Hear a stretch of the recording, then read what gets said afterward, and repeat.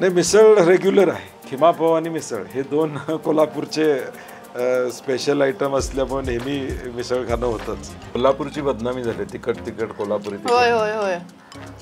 मिसळच्या प्लेटमध्ये जिलेबी यायला लागली काही ठिकाणी. होय होय, पापड यायला लागला. गोकुळला एवढं महत्व काय? की आज डायरेक्ट पैसे शेतकऱ्याला आठवड्याला मिळणारी व्यवस्था गोकुळ आहे. आणि म्हणून शेतकऱ्याशी निगडीत असल्यामुळं प्रत्येकाला वाटतं की मला माझा अप्रोच शेतकऱ्याबरोबर डायरेक्ट या व्यवस्थेत होतो आणि म्हणून गोकुळचं महत्व आहे. पण आता मुश्रीफांचा मुलगा झालाय अध्यक्ष, म्हणजे पर्याय कोणी आणला होता? पर्यावरूनच आला.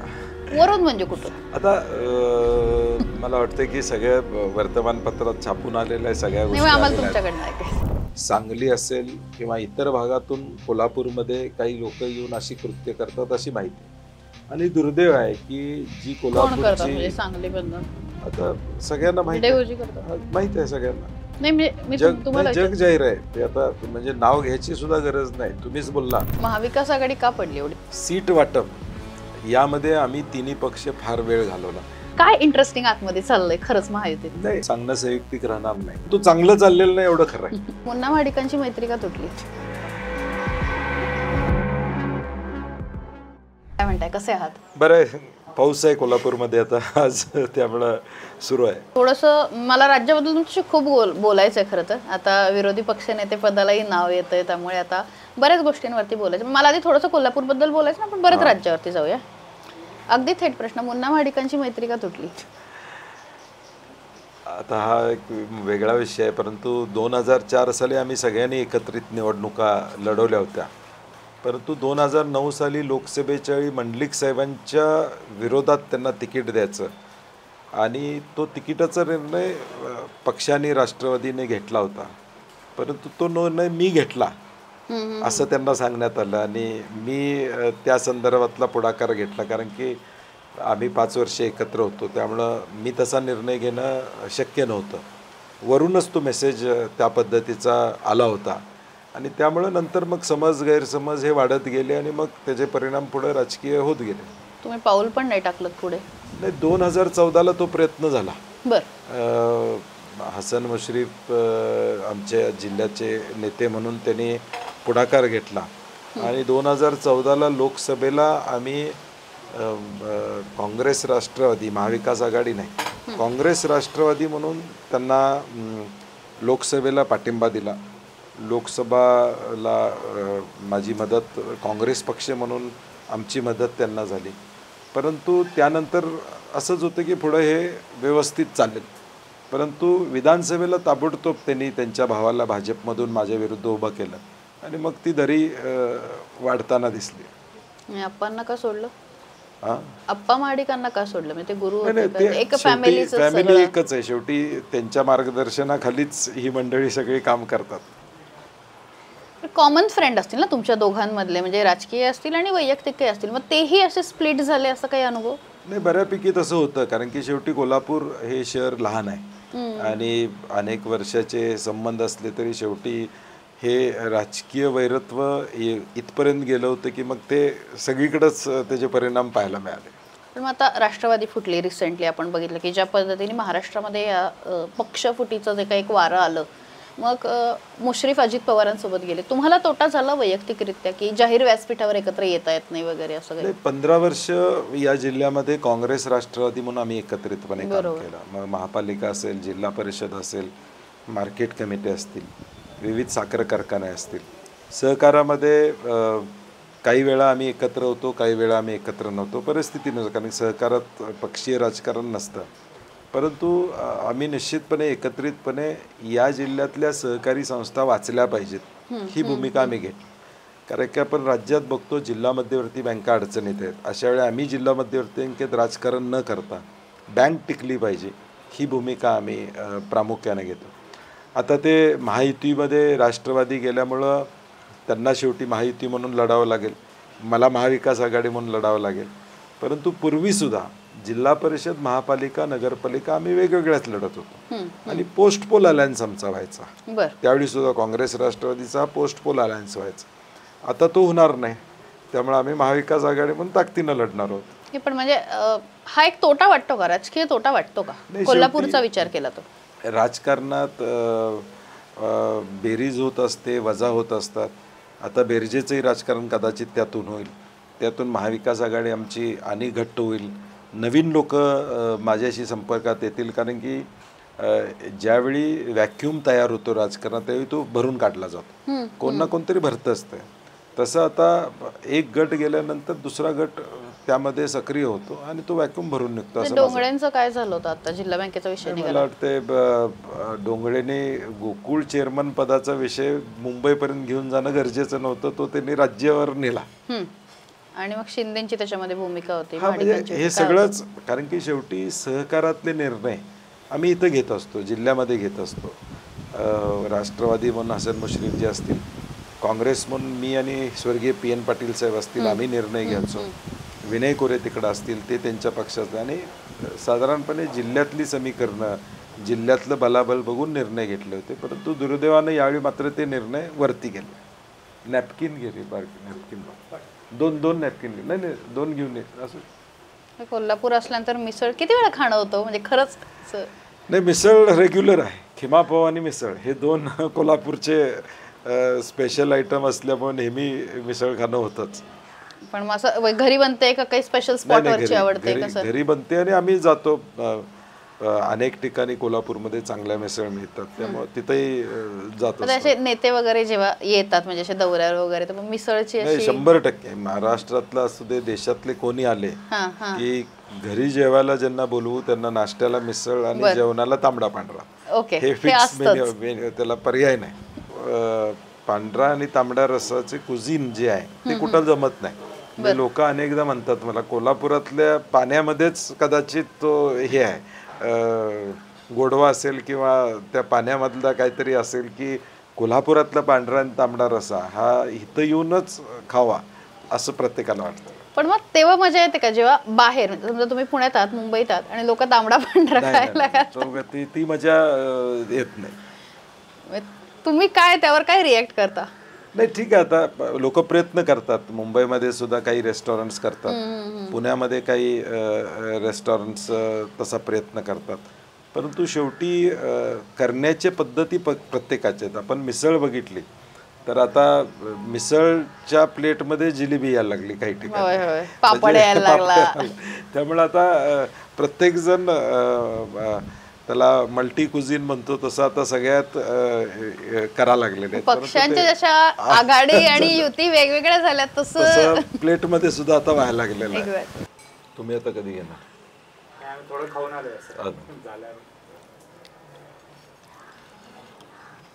खूप तिखट खाता का कसं? तिखट खूप आवडतं का गोड आवडतं? नाही, नॉर्मल, असं काही नाही. कोल्हापूरची बदनामी झाली तिखट कोल्हापुरी. होय होय होय. तुमचे फेवरेट रेस्टॉरंट कुठले कोल्हापूरमध्ये? तंदूर म्हणून एक रेस्टॉरंट आहे, ते चांगलं आहे. आहारची एक मिसळ मला पहिल्यापासून आवडते. फडतर एक मिसळ आहे, ती बावड्याची चव्हाण मिसळ एक आहे. पुणे मुंबईला पुढे ऑथेंटिक कोल्हापुरी मिळतं अशा ठिकाणी नाही, चालू झाले आणि कमी झाले, बंद झाले. गोकुळला एवढं महत्व काय, म्हणजे गोकुळसाठी एवढे सगळे जण कोल्हापूरमधले असे का प्रयत्न करतात? का इथलं राजकारण त्याशिवाय होऊ शकत नाही काय? म्हणजे नाही, आपण लक्षात घेतलं पाहिजे की कोल्हापूरमध्ये गोकुळ आणि जिल्हा मध्यवर्ती बँक ह्या कोल्हापुरातल्या एक अग्रणी संस्था आहेत, ज्या लाखो शेतकऱ्यांना केटर करतात. दर 8 दिवसाला 70-80 कोटी रुपये 5 लाख शेतकऱ्यांना दुधाच्या मोबदल्यात मिळतात. ह्या जिल्ह्याचं अर्थकारण बघितलं तर दुधामधून 5 ते 6 हजार कोटी रुपयाची उलाढाल ही दुधामधून या जिल्ह्यामध्ये होते, आणि साधारणपणे 7,000 कोटीची उलाढाल ही ऊसामधून होते. आणि मग इंडस्ट्री वगैरे हा वेगळा. इंडस्ट्री एका माणसाची असते, त्याच्यावर कर्मचारी काम करतात आणि त्यांना पगार मिळतो. शेती 5 लाख लोकातून सगळ्या उत्पन्नाचे पैसे त्यांना मिळतात.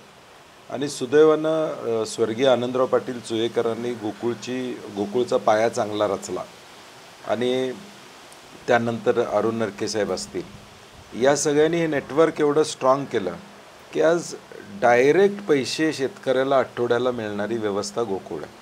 आणि म्हणून शेतकऱ्याशी निगडीत असल्यामुळं प्रत्येकाला वाटतं की माझा अप्रोच शेतकऱ्याबरोबर डायरेक्ट या व्यवस्थेत होतो. आणि म्हणून गोकुळचं महत्त्व आहे.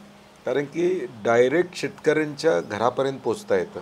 शेतकऱ्यांना अनेक गोष्टी करता येतं. आज आता म्हशीला आम्ही 50,000पर्यंत अनुदान देतो. म्हणजे देशामध्ये एवढं अनुदान म्हैस खरेदीला कुठल्याही संघानं दिलं नसेल, एवढं देतो. त्यामुळं ही जी शेतकऱ्यांच्या विकासाची ताकद आहे, त्यामुळं तिथं संचालक म्हणून काम करण्याला प्रत्येकाला आवडत असतं. राजकीय फायदा? राजकीय असं आपल्याला म्हणता येणार नाही राजकीय फायदा, कारण की शेवटी शेतकरी हा सहकारामध्ये वेगळा निर्णय घेत असतो, जनरल इलेक्शनमध्ये वेगळा निर्णय घेत असतो. त्यामुळे त्याचा राजकीय फायदा म्हणण्यापेक्षा एका चांगल्या संस्थेत काम करायची संधी आपल्याला मिळते. हो, पण आता मुश्रीफांचा मुलगा झालाय अध्यक्ष. तुम्हाला, मला अजूनही कळत नाही की तुम्ही एक तर ते मान्य कसं केलं, आणि असं वाटतं का की म्हणजे एकीकडे ते महायुतीचा घटक आहेतच, हे तर मान्य करावं लागेल, आणि दुसरीकडे तुम्ही आणि ते एकत्र आहात. तुम्हाला असं वाटतं की थोडंसं डबल गेम झालाय? नाही, शाहू परिवर्तन आघाडी म्हणून आम्ही निवडणूक लढवत होतो. ज्यावेळी अनेकदा आम्ही सहकारामध्ये काम करतो त्यावेळी चेअरमन पदाचे विषय येतात, त्यावेळी कधी कधी एखादं नाव पुढं येतं, एखादं नाव मागं जातं, असं अनेकदा घडत असतं. तसं गोकुळमध्ये देखील यावेळी थोडा हा विषय राज्य पातळीवर गेला, राज्यातून हस्तक्षेप झाला, हे आता जग जाहीर आहे. परंतु त्यातल्या त्यात मध्यमार्ग काढायचा म्हणून आम्ही हा निर्णय त्या ठिकाणी घेतला. आणि त्यांनी आणला होता हा, हे म्हणजे पर्याय कोणी आणला होता? पर्यावरूनच आला.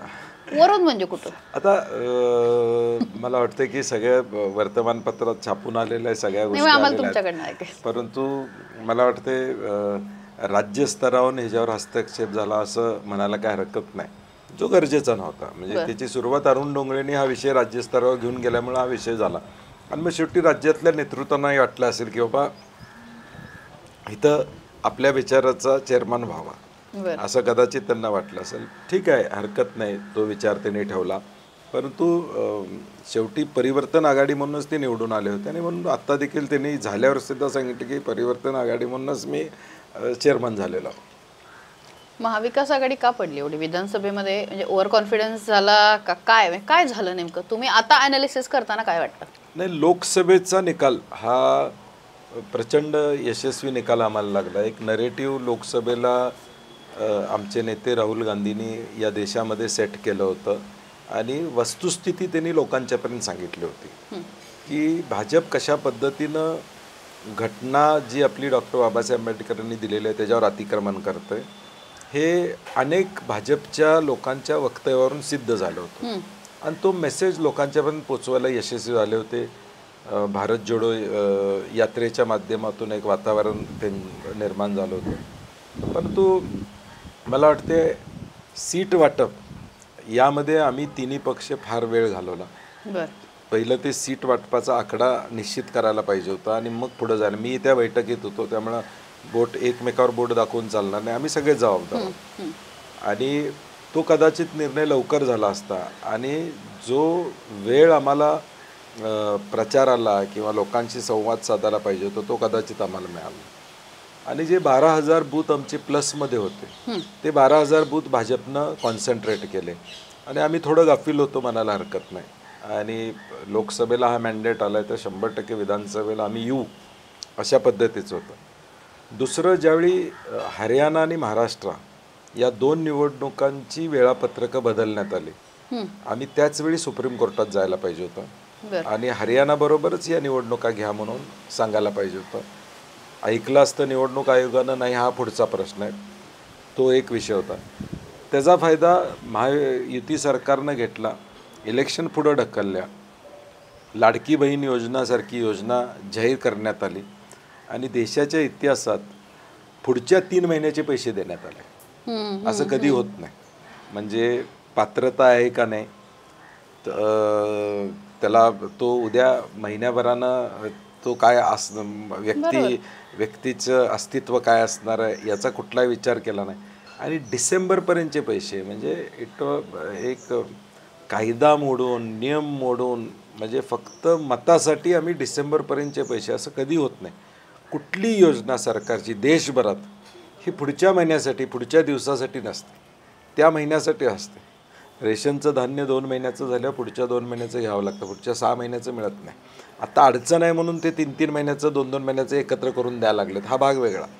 परंतु हा त्याचा परिणाम त्या ठिकाणी थोडा निश्चितपणे झालेला आम्ही पाहतो. आणि एकावेळी लोकांच्या खात्यावर 25,000 30,000 एकेका कुटुंबामध्ये 50,000 रुपये 3 महिन्याचे शेतकरी सन्मान योजनेचे, लाडकी बहीण या योजनेचे अशा सगळे एकावेळी आल्यामुळं लोकांना वाटलं की तुम्हाला फिरताना अंदाज येत होता म्हणजे ते वातावरण विधानसभेचं वेगळं आणि लोकसभेचं वेगळं असं काही येत होतं तुम्हाला? नाही, तसा येत नव्हता. म्हणजे मान्य केलं पाहिजे तसा बरोबर काही आहे. अंदाज तो येत होय, नव्हता. लोकांचा प्रतिसाद कारण काही निवडणुकांचा येतो. लोकांचा प्रतिसाद प्रचंड प्रमाणात होता. परंतु सरकारी पैशावर प्रत्येक जिल्ह्यामध्ये लाडकी बहिणीचे मेळावे घेण्यात आले सरकारी पैशावर. आणि हे आम्ही आणलंय हे जाहिरातीच्या माध्यमातून, सोशल मीडियाच्या माध्यमातून. आणि आमचं सरकार आलं की हे बंद होईल अशी भीती भगिनींच्या मनामध्ये निर्माण करण्यात आणि त्यात ते यशस्वी झाले असं म्हणायला हरकत नाही. थोडं मी भूतकाळाकडे नेते, फार मागेही नाही. उत्तर कोल्हापूरमध्ये जे काही झालं, तुमचा तो चिडलेला अवतार आणि द वे तुम्ही ज्या पद्धतीने रिॲक्ट झालात, काय म्हणजे त्यातनं परत प्रयत्न पण केलेत की दुसऱ्या उमेदवाराला उतरवून त्याला पाठिंबा देऊन हे करण्याचा, ती सल काय येतो सगळं काय वाटतं? मला वाटतं ते पाठीमागं टाकून आम्ही पुढे गेलो आणि नंतर ताकदीनं ती विधानसभेची निवडणूक आम्ही लढलो. परंतु एकूणच ट्रेंड हा मी म्हणलं या लाडकी बहीण आणि या सगळ्या गोष्टीचा असल्यामुळं त्याचा फटका आम्हाला जिल्ह्यामध्ये आणि महाराष्ट्रामध्ये बसला. पण कुठेतरी फसवल्याची भावना आहे, म्हणजे गादीचा आदर आहेच पण तरी नाही तसं काही नाही. तो मी म्हणलं तसं तो विषय आता पास्ट आहे, मी त्याच्यावर बोलू इच्छित नाही. तो आता झालेला आहे. आम्ही आता पण परत भेट झाली महाराजांची, काय बोलणं झालं? काल आम्ही सगळे एकत्रितपणे होतो बरं आणि कार्यक्रमाला सामोरं जातो काँग्रेसमध्ये. त्याला काय फार फरक पडला नाही. काँग्रेस ओव्हरऑल म्हणजे आपण महाविकास आघाडीचे बाकीचे पक्ष सोडून देऊ, चला राष्ट्रवादी फुटलेली आहे, शिवसेना फुटलेली आहे, काँग्रेस तर अभेद्य आहे. पण मग काँग्रेसला महाराष्ट्रामध्ये काही यश मिळत नाही. एकेकाळी काँग्रेसच होतं. कारण नाही, शेवटी राहुल गांधी जे म्हणतात ते केडर बेस्ड पार्टी 50 वर्ष सत्तेत असल्यामुळं व्यक्तिगत ताकद काँग्रेसच्या नेत्यांची निर्माण झाली. पार्टीची ताकद निर्माण थोडी व्हायला आम्हाला अडचण झाली. आणि त्यामुळं कदाचित व्यक्ती गेली की पक्ष गेला अशी साधारणपणे स्थिती महाराष्ट्रामध्ये काही तालुक्यांमध्ये पाहायला मिळाली. आणि म्हणून राहुलजींचं म्हणणं आहे की केडर बेस्ड पार्टी तयार केली पाहिजे. कार्यकर्ता हा काँग्रेसच्या विचाराचा राहिला पाहिजे. आणि म्हणून त्याचं यश आम्हाला गेल्या 10 वर्षामध्ये दिसतंय. वेळ लागेल. भाजपलाही 50 वर्षे वाट बघावं लागली.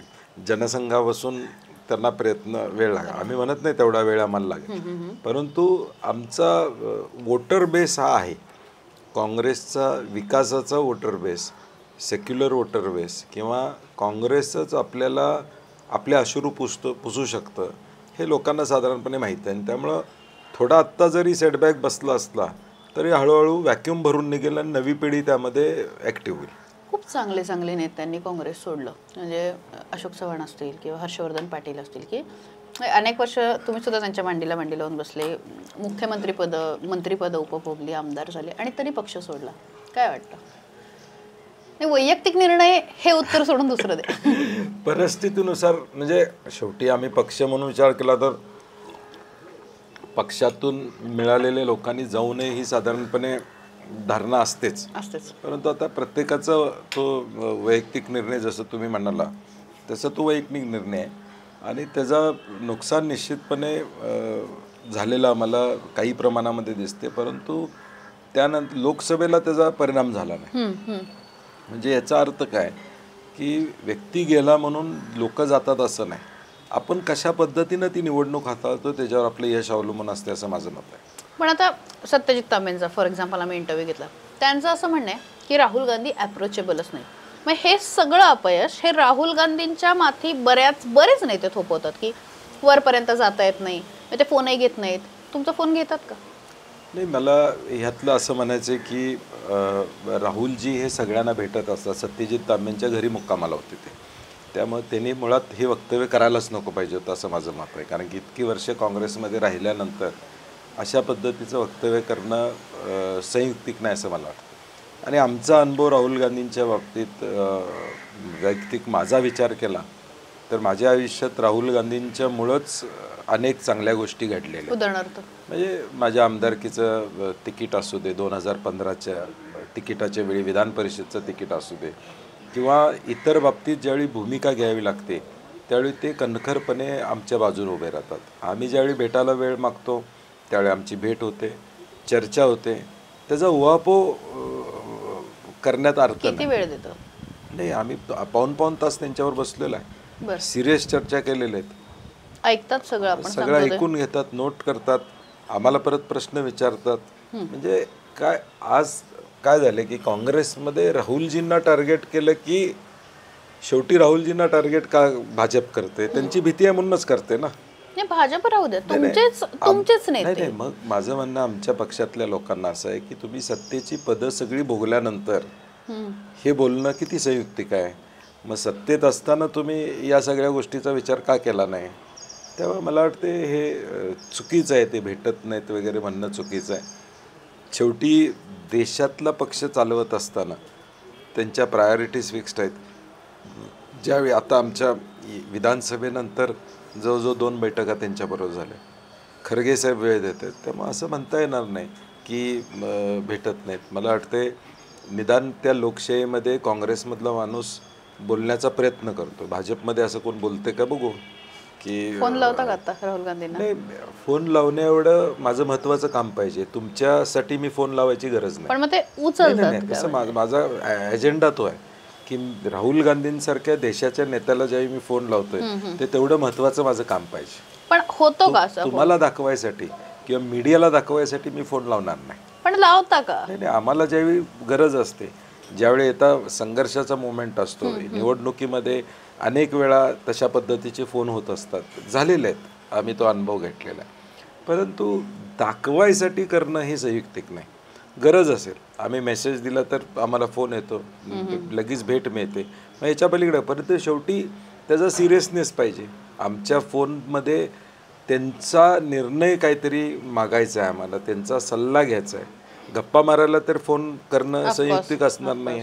त्यामुळं ज्यावेळी पक्ष म्हणून आम्हाला ॲक्सेस पाहिजे तो 100% ॲक्सेस राहुलजींचा आम्हाला आहे. शक्तीपीठ महामार्ग सगळ्या म्हणजे फक्त कोल्हापूरतनं जाणाऱ्या पण महाराष्ट्रात मुद्दा गाजतोय, काय वाटतंय?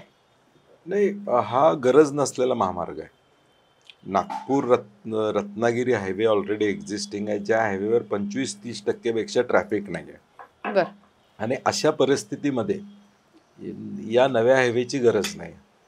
आज एक ट्रेंड झाला आहे भाजपच्या काळामध्ये की इन्फ्रास्ट्रक्चर डेव्हलपमेंटच्या नावाखाली मोठमोठे प्रोजेक्ट्स करायचे. आज नॅशनल हायवेचा खर्च पर किलोमीटर 37 आणि 40 कोटी असताना हा 100 कोटीचा रस्ता पर किलोमीटर कशासाठी पाहिजे. आणि म्हणून आमचं म्हणणं सरकारला आहे की नागपूर रत्नागिरी हायवे जो आहे त्या हायवेला जोडणारे रस्ते आहेत ते तुम्ही पहिले करा. शहरामध्ये खड्डे पडलेले आहेत, त्या रस्त्याला निधी तुम्ही द्या. शेतकऱ्यांची कर्जमाफी करा, 2दा होईल कर्जमाफी एवढ्यात महाराष्ट्रातल्या शेतकऱ्यांची. मध्यमवर्गीयांना महागाईतून दिलासा देण्यासाठी काय करता येते का ते करा. मुंबईच्या लोकलमध्ये दररोज 4-5 लोकांचा रेल्वे क्रॉसिंगमध्ये मृत्यू होतोय, त्याच्यासाठी एक 5,000 कोटी रुपये खर्च करा जेणेकरून ते मृत्यू थांबू शकतील. इकडं तुम्ही पोलीस भरती करत नाही कारण की तुमचे आर्थिक कोलमडलेलं आहे. भरती केली तर पगार चालू होणार, MPSCची भरती तुमची होत नाही. दुसऱ्या बाजूला कंत्राटी व्यवस्था तुम्ही सरकारमध्ये आणताय, 1 लाख पदं सरकारमध्ये रिक्त आहेत, त्याच्यासाठी बजेटरी प्रोव्हिजन्स तुम्ही करा. 1 लाख कोटीची बिलं ठेकेदारांची पेंडिंग आहेत. म्हणजे ज्या कॉन्ट्रॅक्टरनं 5 लाखाचं काम केलं एखाद्या बारक्या गटरचं रस्त्याचं, त्याचं व्याजाचा विचार सरकार करतंय का? त्यानं पैसे 5 लाख रुपये घातलेत आणि ते काम पूर्ण करून तो 1-2 वर्ष आता वाट बघतोय. आता एका तरुण कॉन्ट्रॅक्टरनं परवा आत्महत्या केली, जलजीवनचं बिल मिळालं. म्हणजे सरकारची प्रायोरिटी चुकत चाललेली आहे. इन्फ्रास्ट्रक्चरच्या नावासाठी भ्रष्टाचार युक्त प्रोजेक्ट्स आणायचे हा एकूण साधारणपणे धारणा आहे. आणि म्हणून गरज नसलेला हा शक्तीपीठ आहे. म्हणून आमचं म्हणणं आहे की शेतकऱ्यांच्या माती मारू नका. धरणं झाली या राज्यामध्ये, रस्ते झाले, अनेक प्रोजेक्ट झाले, शेतकऱ्यांनी जमिनी दिल्या. गरज असेल तिथं शेतकरी जमीन देत असतो, परंतु हा गरज नसलेला महामार्ग आहे म्हणून त्याला शेतकऱ्याने आमचा विरोध आहे. आपण म्हणजे महायुतीचे आणि विशेषतः भाजपचे नेते खूप हटून आहेत की होणारच. आता शेतकऱ्याच्या डोक्यावर बुलडोजर घालून करणार असतील तर आम्हाला माहित नाही, परंतु आता मोजणी होऊ देत नाही आहेत लोक.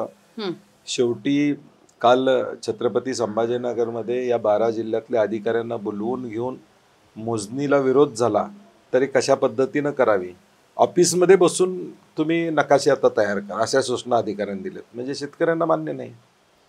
म्हणजे मोजणीला प्रत्येक, आता मी सगळ्या म्हणजे 12 जिल्ह्यातल्या शेतकऱ्यांच्या संपर्कात आहे, प्रत्येक जिल्ह्यात त्याला विरोध आहे. भूमिहीन शेतकरी होणार आहेत. आयुष्यातनं शेती म्हणजे शेतकरी होता ही ओळख त्याची पुसली जाणार आहे. आणि म्हणून मला वाटते अजून सरकारनं फेरविचार करावा. ज्या पद्धतीनं हिंदी सक्तीचा JR सरकारनं आणला, विरोध झाल्यावर मागं जावं लागलं, आता कमिटी नेमलेली आहे, परंतु मागं 2 पावलं, तसं 2 पावलं यात मागं गेलं तर फार मानहानी झाली असं कोणाला म्हटायचं कारण नाही. पण हा हट्ट कोणाचा आहे? मुख्यमंत्र्यांचा वाटतो का अजून आता कुठल्या नेत्याचा? खाजगीत जे मंत्री आहेत किंवा आमदार आहेत ते म्हणतात की मुख्यमंत्र्यांची इच्छा आहे हा रस्ता व्हावा म्हणून. कारण की इथले कोल्हापुरातले प्रकाश आंबेडकर असतील, हसन मुश्रीफ असतील, यांनी विरोध दाखवलेला आहे. अजून त्यांना समजावून सांगितलं जाईल अशी भूमिका घेतली गेली असं आम्हाला कळतं, परंतु त्यांना काय समजावणार माहीत नाही. कारण की तत्कालीन मुख्यमंत्र्यांनी कोल्हापूरच्या सभेमध्ये शक्तीपीठ रद्द ही भूमिका घेतली होती.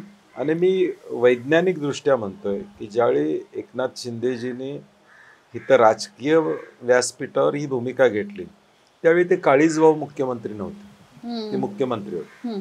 सरकार अस्तित्वात होतं. बरोबर. अस्तित्वात असणाऱ्या सरकारनं त्यांनी समजा काळीजभाऊ मुख्यमंत्री होते, राज्यपाल राजवट होती असा विषय नव्हता, ते कंटिन्युईंग होते. म्हणजे he was on that post, त्या पोस्टवर त्यांनी जाहीर केलं की रद्द म्हणून. मग ज्यावेळी मुख्यमंत्री पदावर असणाऱ्या व्यक्तीनं जरी जाहीर केलं असेल तर मग त्याच व्यवस्थेतून, त्याच महायुतीतून आलेल्या दुसऱ्या मुख्यमंत्र्यांनी त्याचा आग्रह का करावा? हा एकनाथ शिंदेंनी दिलेल्या शब्दाची अवहेलना नाही का? त्यांनी जो महाराष्ट्रातल्या जनतेला दिलेला शब्द होता की त्यांचा फेमस डायलॉग आहे, एकदा मी बोललो की मी मागं हटत नाही. मग आता त्यांनाच विचारणं गरजेचं आहे किंवा तुम्ही जो शब्द दिला होता या महाराष्ट्रातल्या शेतकऱ्यांना, मग तो मतासाठी होता का? फक्त शेतकऱ्यांची मतं घेण्यासाठी होतं का? आता काही भगिनी त्या दिवशी आंदोलनाला त्यावेळी म्हणल्या त्या की मग निवडणुकीच्या आधी तुम्ही का रद्द म्हणून जाहीर केलं? आता शिंदे आणि फडणवीस आणि हा विषय निघालेला आहे. पुढच्या 1-2-4 महिन्यामध्ये आम्ही तुम्हाला एका खूप चांगल्या पोस्टवर बघणार आहोत. माझा मुद्दा हा आहे, फडणवीस कसे वाटतात जयद्रथ? कारण तुम्ही ना खूप मुख्यमंत्र्यांसोबत काम केलंय. मी हा प्रश्न याच्यासाठी विचारते की विलासरावांचंही सरकार बघितलेलं आहे, अशोक चव्हाणांचं बघितलंय, पृथ्वीराज बाबांचं बघितलंय, मधल्या काळात विरोधी पक्षनेते म्हणून पण फडणवीस कसे वाटतात हे सगळं बघितलं? नाही, त्यांना लवकर संधी महाराष्ट्राच्या मुख्यमंत्री पदावर मिळाली, परंतु मला वाटते थोडा लोकांचा टच त्यांचा कमी आहे असं वाटायला लागलं. कारण की जे मुद्दे पुढे येत आहेत त्याला ॲड्रेस करण्याचं काम त्यांच्याकडून होताना दिसत नाही.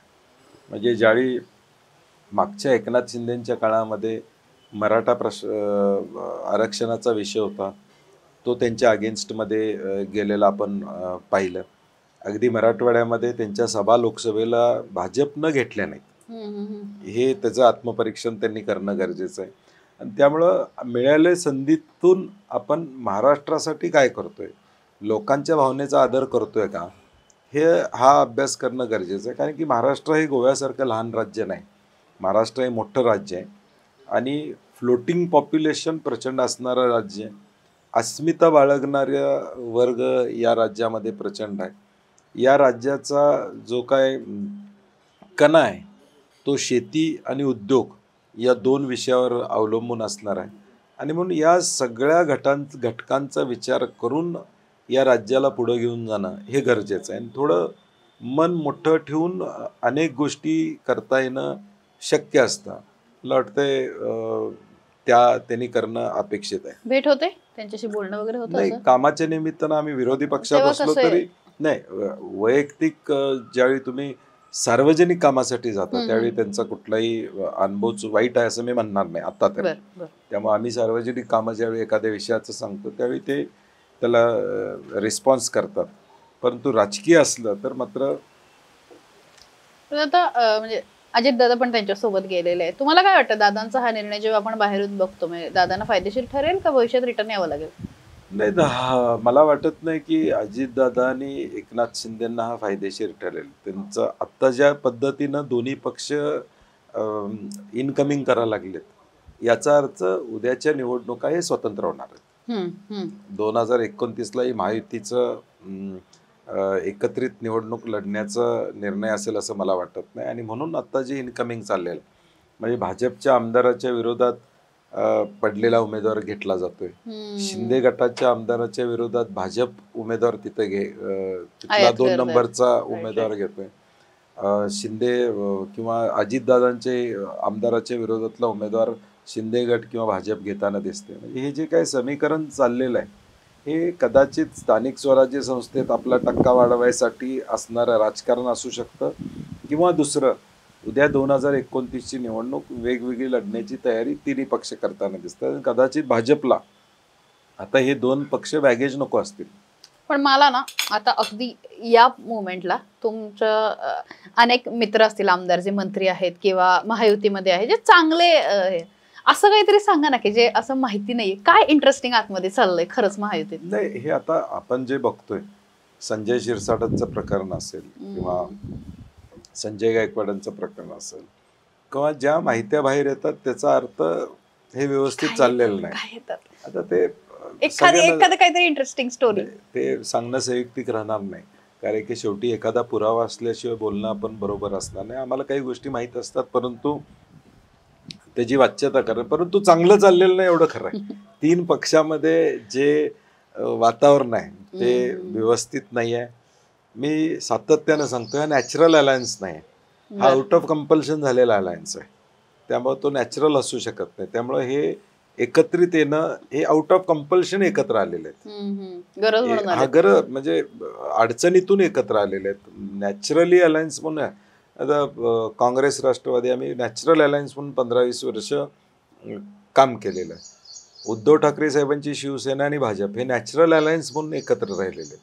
परंतु हे नॅचरल अलायन्स नाही आहे. त्यामुळे हे प्रत्येक भाजपला स्वतःचं अस्तित्व निर्माण करायचं आहे, स्वतःचा टक्का वाढवायचा आहे, स्वतः एक म्हणजे स्वतःचा पक्ष वाढवत असताना एक हाती सत्ता हे पाहिजे. त्यामुळे ह्या सगळ्या गोष्टी बाहेर येतात त्याचं कारण ती असू शकतात.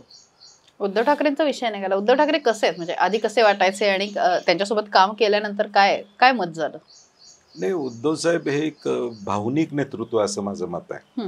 म्हणजे राजकारणामध्ये ते चतुर आहेतच, हुशार आहेतच, पक्ष संघटनेसाठी प्रचंड वेळ देतात. हा एक अनुभव आम्हाला मुख्यमंत्री असताना पण आला.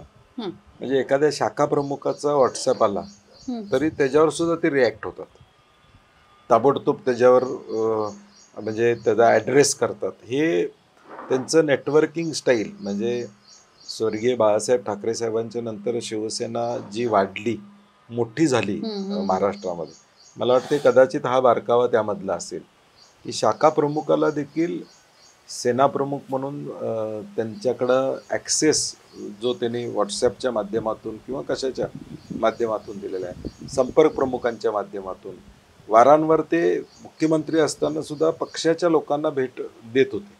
हा अनुभव मला बघायला मिळाला.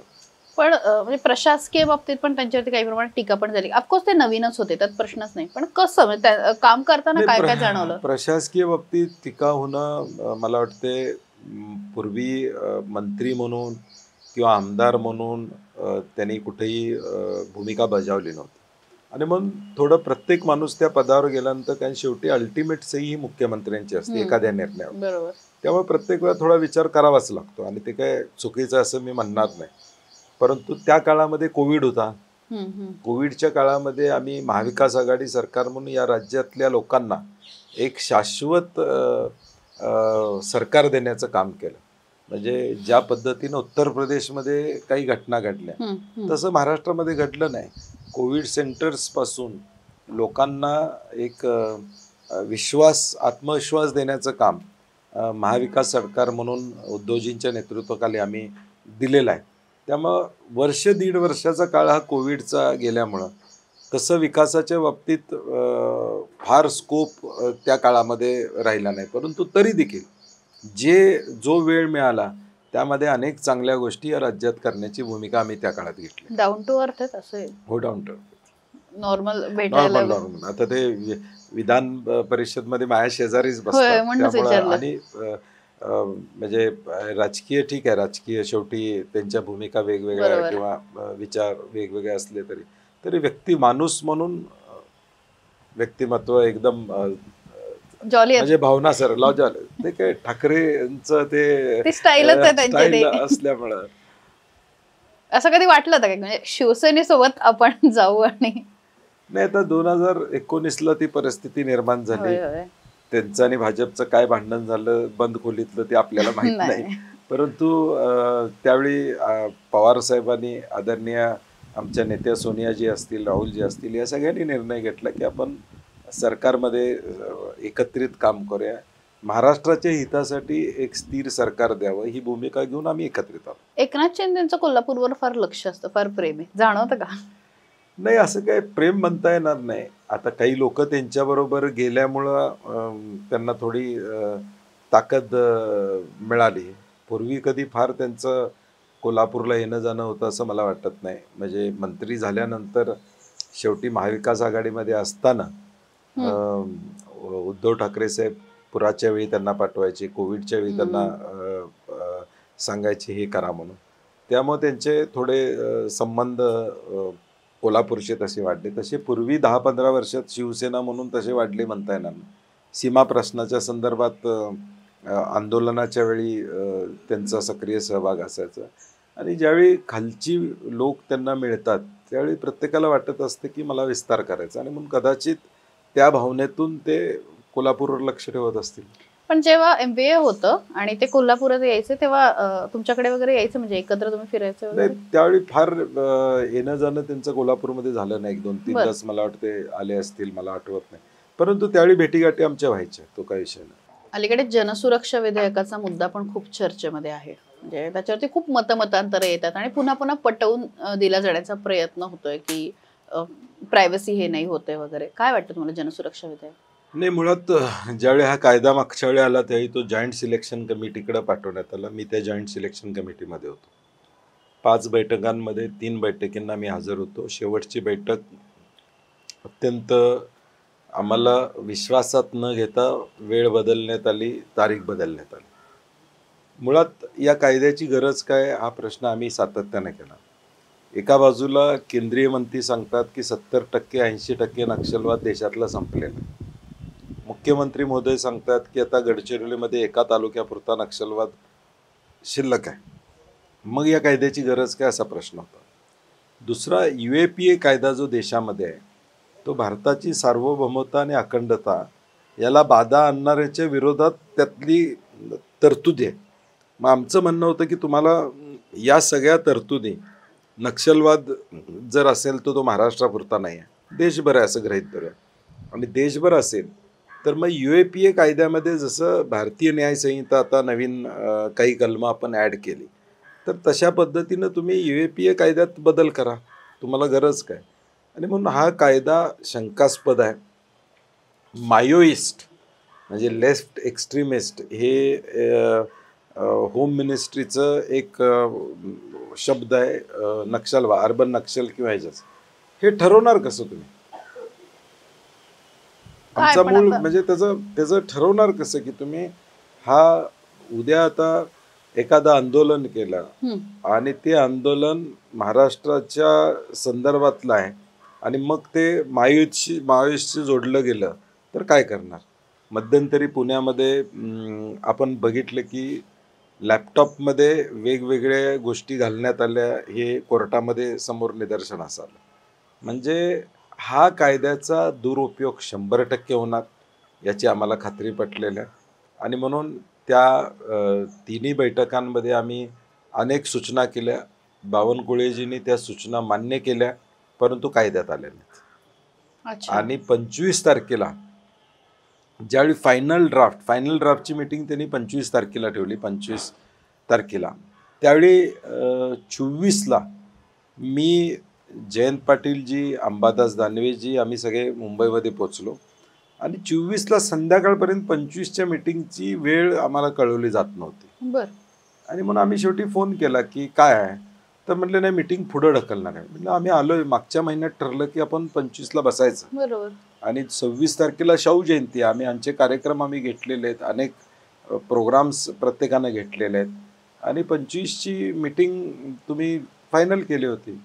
मग आम्हाला कुणकुण लागले, आम्ही पत्र पाठवलं की ही 25ची बैठक तुम्ही पुढं ढकलताय असं आम्हाला कळतंय, 26ला घेताय असं करते. आमची विनंती आहे की अधिवेशन चालू होणार आहे, अधिवेशनाच्या आदल्या दिवशी ओके. तुम्ही बैठक घ्या आणि फायनल ड्राफ्ट द्या, जेणेकरून त्या ड्राफ्टमध्ये नेमकं काय आले आम्हाला कळालं. परंतु सरकारला हे लपून करायचं होतं, त्यामुळे त्यांनी 26 तारखेला गडबडीनं बैठक घेतली आणि फायनल ड्राफ्ट त्याला तुम्ही कोणीच म्हणजे उपस्थित राहू शकले नाही. राहू शकलो नाही, कारण की सरकारनं ती अपॉर्च्युनिटी घेतली आम्ही अनुपस्थित राहण्यास. आणि अजितदादा म्हणतात की जॉईंट सिलेक्शन कमिटीमध्ये जायचं नव्हतं. उद्या जॉईंट सिलेक्शन कमिटीमध्ये आम्ही सगळे प्रमुख गेलो नसतो तर उद्या सरकार म्हणलं असतं जॉईंट सिलेक्शन कमिटीमध्ये तुम्ही गेला नाही, इथं काय बोलताय, तुम्ही काहीच केलं नाही. हा असं बोललं गेलं. त्यामुळे आम्ही जॉईंट सिलेक्शन कमिटीमध्ये गेलो, हा निर्णय योग्य होता. आम्ही आमची मतं मांडली, त्याचे मिनिट्स ऑफ मीटिंग्ज आहेत जे आमच्याकडे उपलब्ध आहेत. आम्ही काय म्हणणं मांडलं हे सांगितलेलं आहे, ते म्हणणं मांडलेलं आहे. सरकारला हा रेटायचाच होता आणि म्हणून जॉईंट सिलेक्शन कमिटीमध्ये असल्यामुळे आम्ही सभागृहामध्ये बोलू शकत नव्हतो. म्हणून मी काँग्रेसच्या वतीनं अभिजित वंजारींना ती जबाबदारी दिली, अंबादास दानवेंनी शिवसेनेच्या वतीनं अनिल परबांना ती जबाबदारी दिली आणि आम्ही त्याला विरोध केला. म्हणजे हा कायद्याची गरज नाही. आणि आता हळूहळू अनुभव त्याचा येईल की ते म्हणतात त्याचा राजकीय वापर होणार नाही, परंतु आम्ही भाजपच्या लोकांनाही सांगितलं हे सत्तेचं चक्र असं राहत नाही, हा कायदा उद्या आम्हाला वापरायला मिळेल म्हणलं, हा करू नका, हा राज्याच्या हिताचा कायदा नाही आहे. आणि म्हणून मला वाटतं याबाबत आम्ही स्पष्ट विरोधाची भूमिका या कायद्याच्या संदर्भात घेतलेली आहे. उद्या रस्त्यावरची लढाई लढायला लागलं तरी आम्ही ती लढणार. निश्चितच. आपण काँग्रेसबद्दल मगाशी बोलत होतो, बोलता बोलता एक प्रश्न राहून गेला की हर्षवर्धन सपकाळ आता प्रदेशाध्यक्ष झालेत, पण जे इतक्या वर्ष महाराष्ट्रामध्ये राजकीयदृष्ट्या ऍक्टिव्ह आहेत, उदाहरणार्थ थोडंसं यंग चेहरा आहे, तुम्हाला का नाही केलं प्रदेशाध्यक्ष? नाही, मला वाटतं हर्षवर्धन संकपाळांचा निर्णय अत्यंत योग्य निर्णय झालेला आहे, कारण की केडरमधला माणूस आहे. राजीव गांधी पंचायत राज अभियानमध्ये त्याने चांगल्या पद्धतीचं काम देश पातळीवर केलेलं आहे. संघटना बांधणीसाठी आज फुल टाईम वेळ देणारं व्यक्तिमत्व म्हणून हर्षवर्धन संकपाळांच्याकडे बघितलं जातं.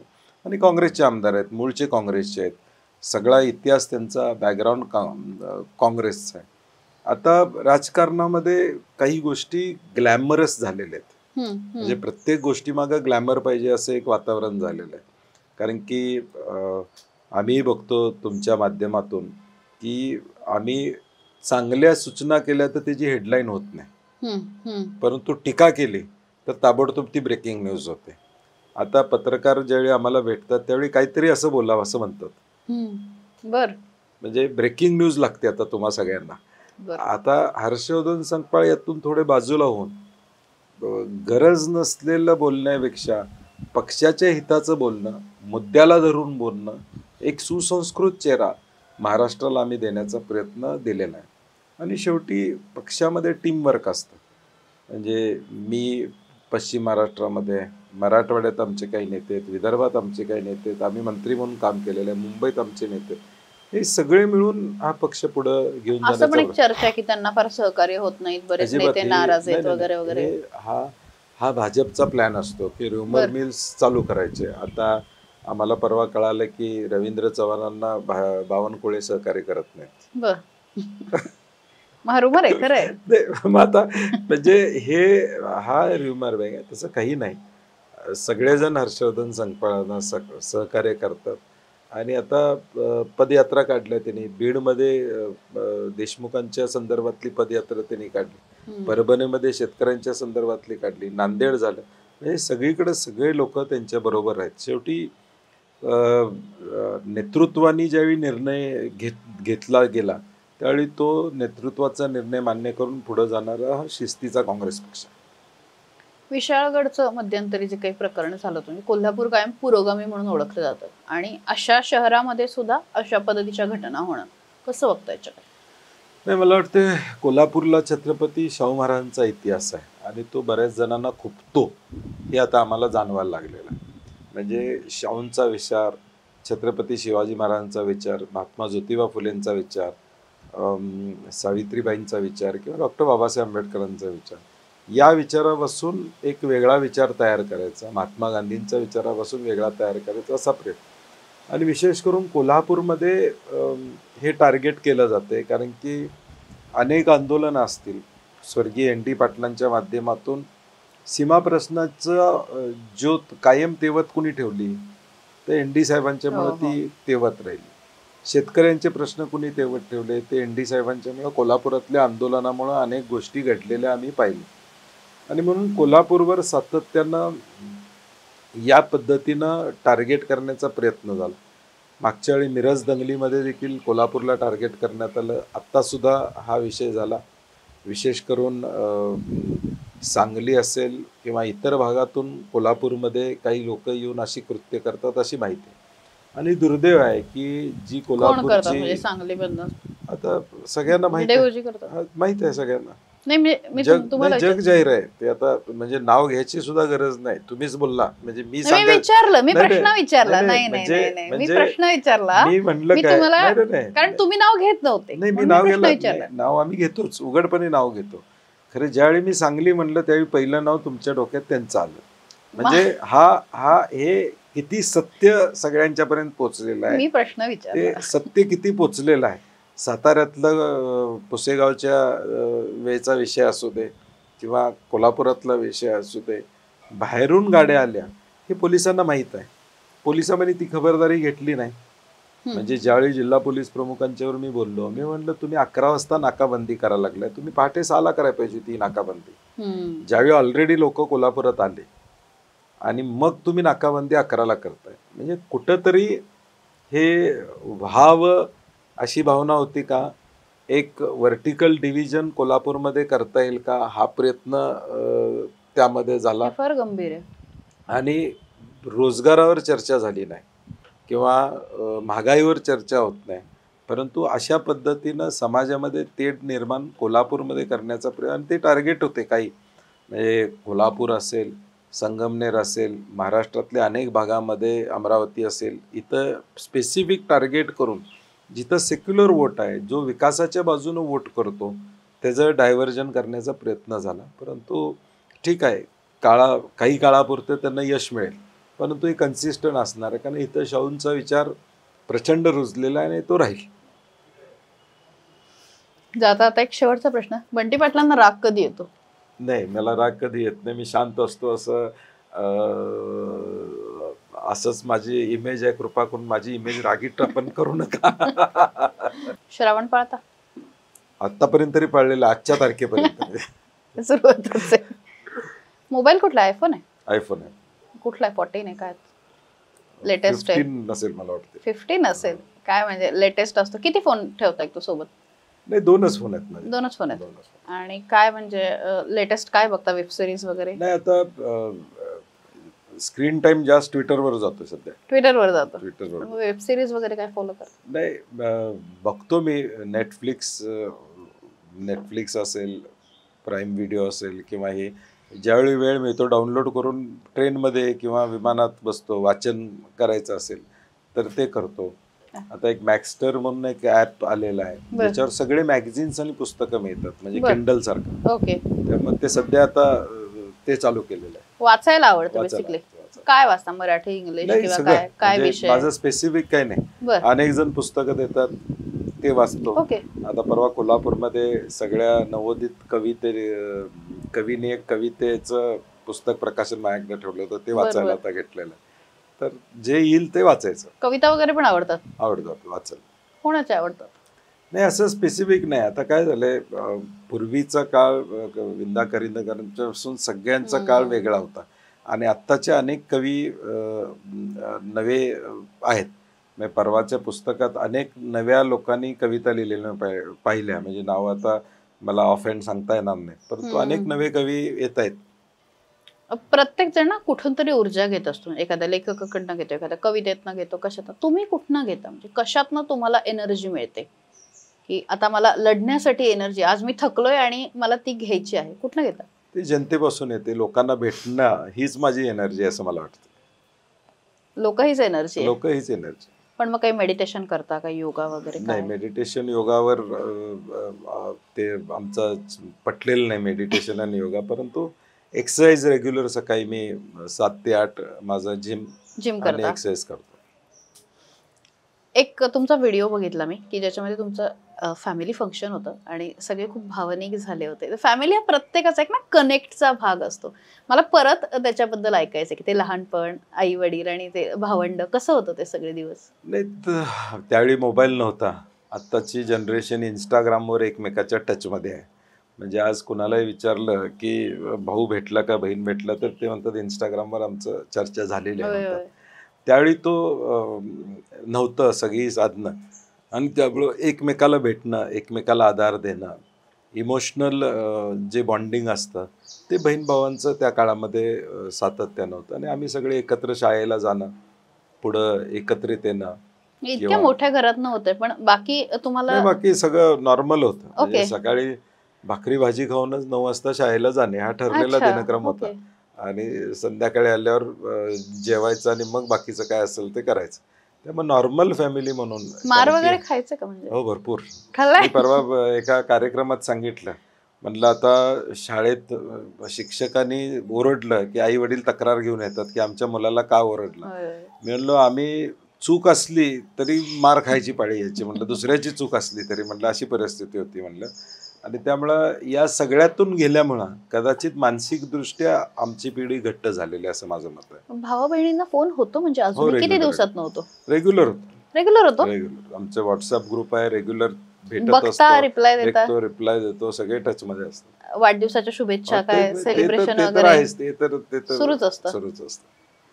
इतक्या मोठ्या घरातनं आलेले आहात, म्हणजे डी.वाय. पाटील सरांची इतकी मोठी लेगसी आहे, ती जपण्याचं कुठेतरी मुलगा म्हणून असं एक प्रेशर असतं का? नाही, असतं ना शेवटी. कारण की लोकांच्या अपेक्षा वेगळ्या असतात. कारण की आज देखील दादांची कारकीर्द ही 70-75 वर्षे ते सार्वजनिक जीवनामध्ये आहेत. ते आता त्यांचं वय 90 आहे. आणि 70-75 वर्षामध्ये त्यांनी स्वतःचं एक ओळख निर्माण केलेली आहे, एक लिगसी निर्माण. लोकांच्या अपेक्षा असतात. मला अनेकदा लोक भेटले की सांगायचे, मी एखाद्या व्यक्तीला वाढदिवसांना फोन केला 11-12 वाजता, ते म्हणायचे दादांचं सकाळी 6 वाजता येऊन गेला फोन, म्हणजे तो आत्ता केलाच फोन यायचे.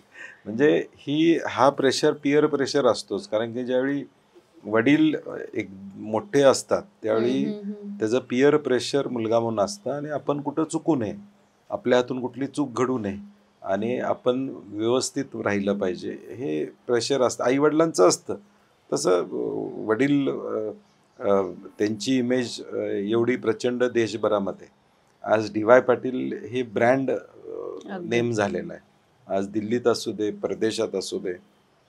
मागच्या वर्षी मी US मध्ये होतो, त्यावेळी मी बाहेर असं शॉपिंगला फिरत होतो, त्यावेळी 2 मुलं मला भेटले, म्हणले आम्ही डी.वाय. पाटील कॉलेजचे विद्यार्थी. मग दुसऱ्या दिवशी 10 जण मला ब्रेकफास्टला त्याने बोलवलं. म्हटलं ही जे प्राऊड मुवमेंट असतं, प्राऊड मुवमेंट, हे त्या व्यक्तिमत्वानं कष्टातून केलेलं आहे. तो पुढं चालू ठेवणं हे एक मोठं आव्हान आम्हाला आहे. हे सगळं आपण बोलतोच आहे, पण अशा वेळी तुमच्याकडे लहानपणापासूनच खूप मंत्र्यांचं येणं, मुख्यमंत्र्यांचं येणं वगैरे हे होतं का? म्हणजे लहानपणापासून सारखं येणं जाणं होतं? दादानी राजकारण हे तसं 77ला सोडलं. होय, म्हणजे 80ला सोडलं. आणि 80 नंतर ते राजकारण विरहित राहिले. त्यामुळे सगळे लोक भेटायचे, यायचे, अनेक कार्यक्रमात ते यायचे. विशेष करून वसंतदादांचे त्यांचे ऋणानुबंध राहिले. राजाराम बापूंचे त्यांचे ऋणानुबंध प्रचंड प्रमाणात होते. राजाराम बापूंना मी काय बघितलेलं नाही, कारण की आमच्या लहानपणी आई सांगतात की नेहमी ते याचे. बाळासाहेब देसाई असतील, अशी सगळी मोठी माणसं त्यावेळी कनेक्शन होतं सगळ्या त्या पिढीचं.